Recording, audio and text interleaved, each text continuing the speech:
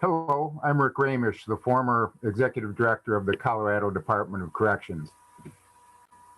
I got my job in the worst possible way.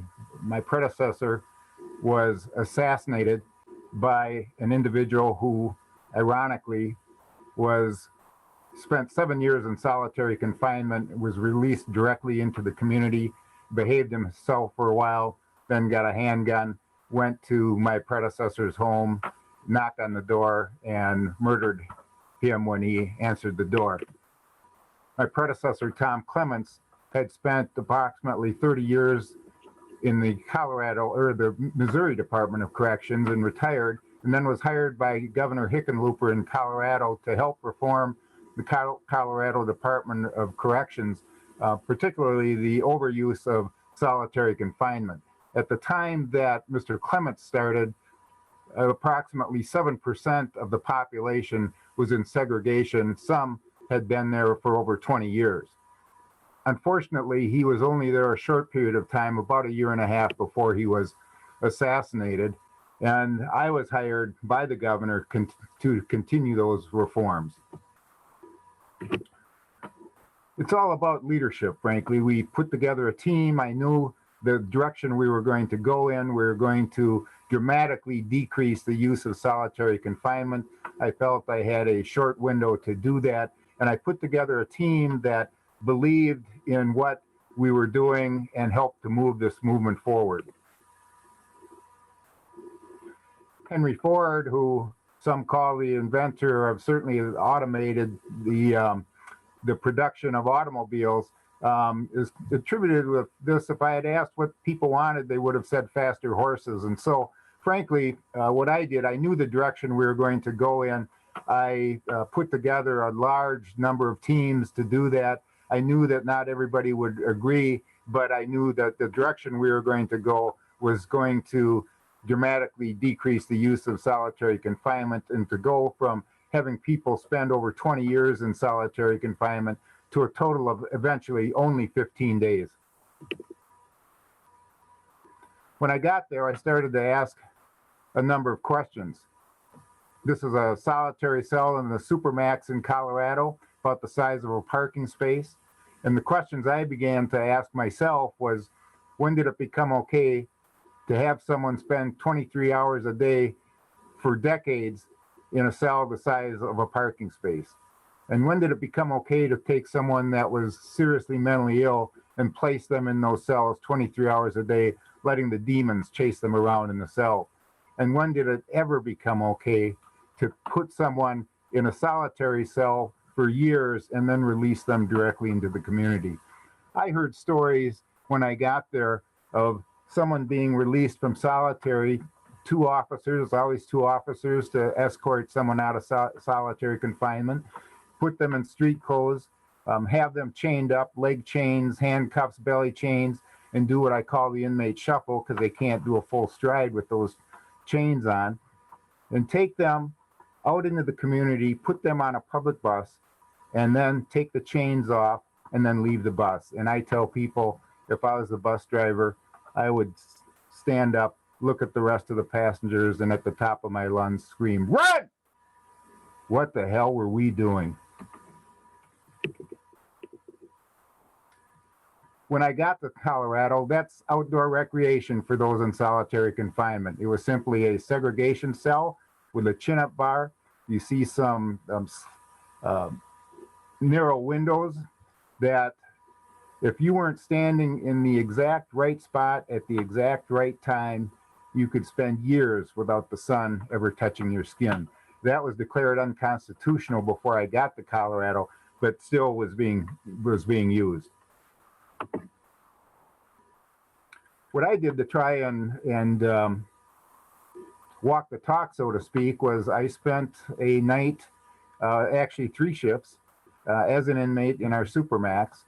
And I did that for internal purposes only. We were doing a newsletter explaining all our reforms, everything that we were doing. And I thought, well, to walk the talk, I'll do that. I'll write it up for the internal newsletter and see what people think. But Once I got out of solitary, I thought maybe there's more to this than just an internal newsletter, and ultimately ended up as an op-ed in the New York Times, which started quite a debate on the overuse of solitary confinement. We developed a philosophy, just open the door, very simplistic, of course, but the meaning behind it was we control the door. It's up to us to open it up. We really started a lot of reforms, one initially right after I got there in July of 2013, but then started a lot of the reforms after that. For instance, we had two facilities that were dedicated to those with mental health problems. And one of those facilities was seriously mentally ill. They still had solitary confinement. And I'll talk about that later, but we banned it. Colorado had what most states had, two types of solitary confinement: punitive, where you could spend up to 90 days, and then if the caveat that most states had in their policies was that once you finished your punitive segregation, if you were deemed to be too disruptive to the efficient running of an institution, you could be put in what was called administrative segregation, and that could go on for years and years. To get out, we had the philosophy, you have to earn your way in, you got to earn your way out, and so there was a level system where you would progress through certain levels before you finally got out. The unfortunate thing about that was the fact that if you failed and had a bad day in level 3, you went right back to level 1, and that's how 1 week turned into 1 month, turned into 1 year, turned into 10 years, turned into 20 years. You could virtually not get out.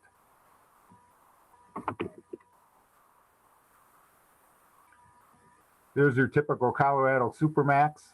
You don't see anybody because everybody's locked up. What you do is you hear things. You hear screaming and banging and yelling, and you smell things because there's body fluids being thrown. And of course, suicides and self-mutilation, not a good place to be. And that's the way you escort someone in a solitary confinement supermax. 2 officers taking the person to programming or to wherever, to their 1 hour out a day for a shower or outdoor recreation, and you saw what the outdoor recreation consisted of. So what we did was we decided to start on administrative segregation, and we began to limit that and finally stopped it. And of course, you can't just take someone who has spent decades in solitary confinement, pat them on the back, put them in general population, and say, have a good day. That simply doesn't work. So we developed step-down programs. We developed residential treatment programs for those with mental health issues. That consisted of what we called the 10 and 10 program, became a national model where individuals would be out 10 hours per week for therapy and 10 hours per week for other activities. And then, of course, when they progressed, would extend that and work their way back into general population. The residential treatment program really was, what we looked at was what's causing people to be placed in the restrictive housing to begin with. And let's stop what it is that's causing them to be placed in instead of putting them in. And so what we did was we banned at the 2 facilities for those with mental health issues, very progressive, I guess, in the sense that this was formed back in the 90s, but not so progressive because they still had solitary confinement cells, and those that were most seriously mentally ill end up in those cells for years. A short time after I got to Colorado, I banned the use of those cells, and a very good sergeant emailed my deputy that worked at one of those facilities and said, "You're going to get someone killed." About 6 months after that, I had a individual out that was writing a book on criminal justice reforms, wanted to see what we were doing. That same sergeant was working, and unsolicited, the professor asked the sergeant, "So with these reforms, have incidences dropped?" And the sergeant kind of smiled and said, "Yes." Said, "By how much?" Said, "By about 80%. And so we developed the philosophy that you can restrain but not isolate. We have offenders just like everybody else that are extremely dangerous, but they're not.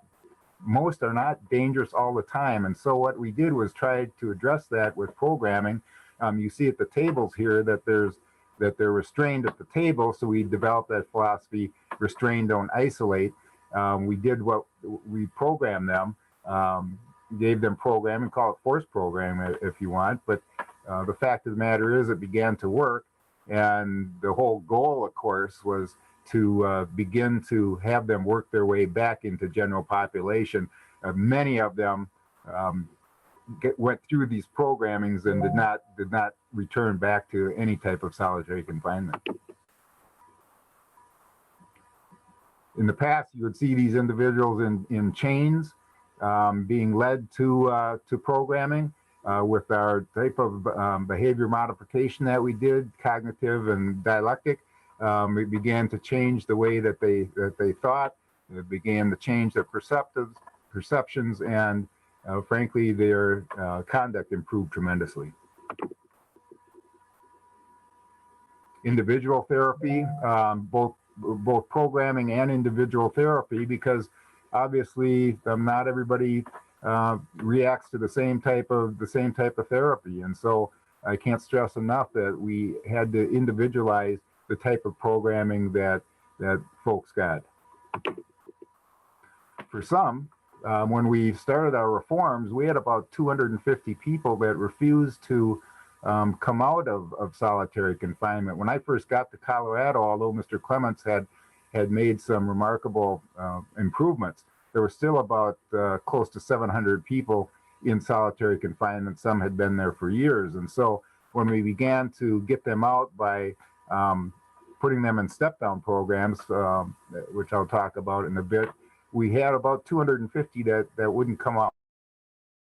And I thought it was way too ironically to go in and physically remove people. We had probably physically put them in there to begin with. So what we did was we used a bad type of therapy, at-the-door therapy. No offender really wants to talk about their problems where they can be overheard by other offenders, but that's the only thing we could do to try and get them out, to try and coax them out. The other thing we did was, some call it incentives, I call it bribes, give them the additional canteen items, more phone privileges, things of that nature. But what we found most successful with those that were seriously mentally ill was the therapy dogs. So we had a large therapy dog program, and I met with one individual who had spent 15 years in solitary confinement, had no health issues, and when I asked him why he came out for the dog. And when I asked him why, he said because it was the only stable thing he had in his life when he was growing up was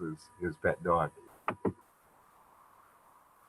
When I talked about the decrease in offenses that are one facility for the seriously mentally ill, this shows you the percentage that those assaults dropped at San Carlos, which is where our seriously mentally ill were housed.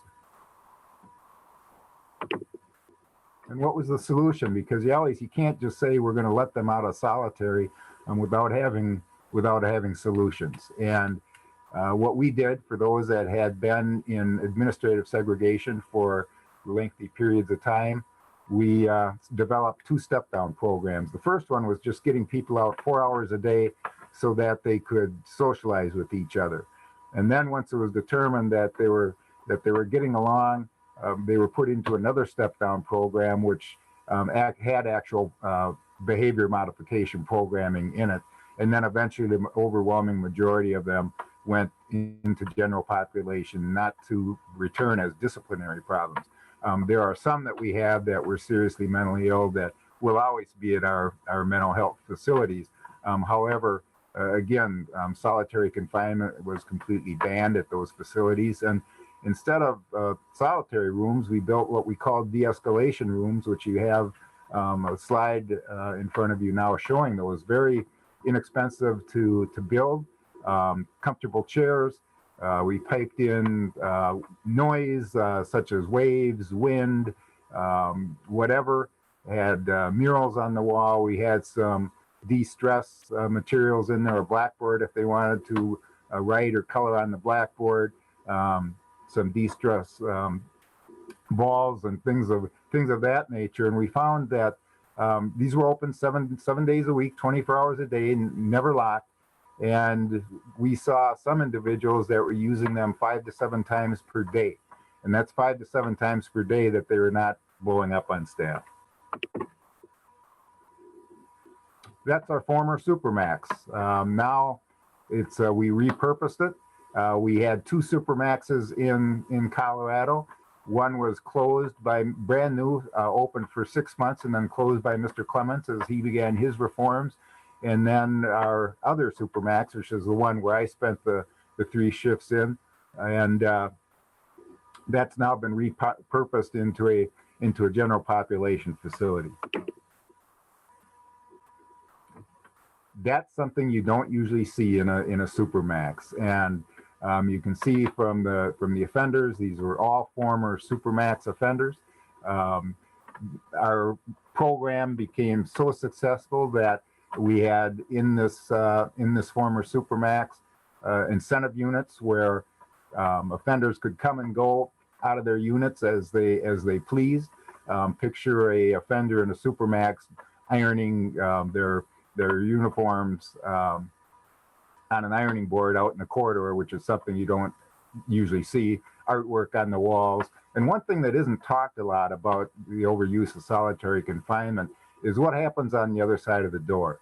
And by that I mean, can you imagine your staff spending 8 to 12 hours per day, sometimes for years, going into a Supermax, hearing the screaming and the yelling and the banging and the suicide attempts and the self-harm and the violence and the throwing of body fluids, and then going home and your partner asks, "How was your day, dear?" Well, it sucked. That's how it was, and it sucks every single day. And the change and the transformation in the staff was just as amazing as the transformation of the offenders. They enjoyed coming to work. They were interacting with the offenders for the first time, and doing everything that they could to give these offenders a chance to be successful in the community. Our programs became so successful. Picture employers coming into a former Supermax prison to interview inmates for hiring once they're released. I mean, it was just amazing to watch. And our facilities for those with mental illness, in the past, when they were escorted by 2 officers to a program, you would see 10 to 12 offenders going to programming unescorted and not needing to be escorted. All positive results. And the fact of the matter is that it's been shown, and it's going to be talked about obviously by the psychiatrists and the neuroscientists that are going to be presenting during this conference. But the fact of the matter is that what we felt was we had lost sight of our mission. When I had talked about that policy that we had that said those going into solitary for 2 reasons. One, they're deemed to be too violent to be in the general population. I get that. But then every state had the same caveat, including Colorado, that or those deemed to be too disruptive to the efficient running of an institution, which frankly, one thinks isn't that what offenders kind of do, meaning that you can find a reason to put an offender into solitary confinement for any reason whatsoever. And what I told our staff was running an efficient institution by the overuse of solitary is not our mission. And an efficient institution is a noble goal, but our mission is community safety. And the fact of the matter is, we had to realize that taking someone that had been in solitary confinement for years and releasing them directly into the community was putting someone out worse than when they came in. So that was when our first reforms was banning that and developing programming where at least 6 months prior to someone getting out, they were going to be going through programming and out of solitary. And then finally, again, we had completely banned administrative segregation, and then punitive segregation, again, is a maximum only of 15 days under any circumstances. And at the time that I left Colorado, I don't think anybody had done the full 15 days. And for women, we had completely banned the use of solitary, including the 15 days. What we do with females, if there's a violent episode, they can be kept isolated for up to 72 hours with periods out of cell as a cool down period. But then if they are to be kept after that, they need the direct permission of the deputy executive director. And again, at the time I left Colorado, no female had been held for over 72 hours. So that's the result of Colorado's reforms. Empty supermax. Another one has been repurposed, and we found that we're putting individuals under our care, and we're following our mission of public safety and community safety. And as a result, we're finding that incidences at the time were going down, and they were much safer facilities. So with it being shown now, the psychological damage, the physical damage, the harm that occurs by placing someone for periods of time in solitary confinement, the evidence now is so overwhelming that it's my belief that this is a tool that simply should be taken out of the toolbox. And I just applaud the staff of the Colorado Department of Corrections that, again, not all of them agreed with the direction we were going, but after they saw the results, most admitted that it was the way to go, and I believe it's the way to go nationally. So thank you so much for allowing me to give this presentation, and enjoy the conference.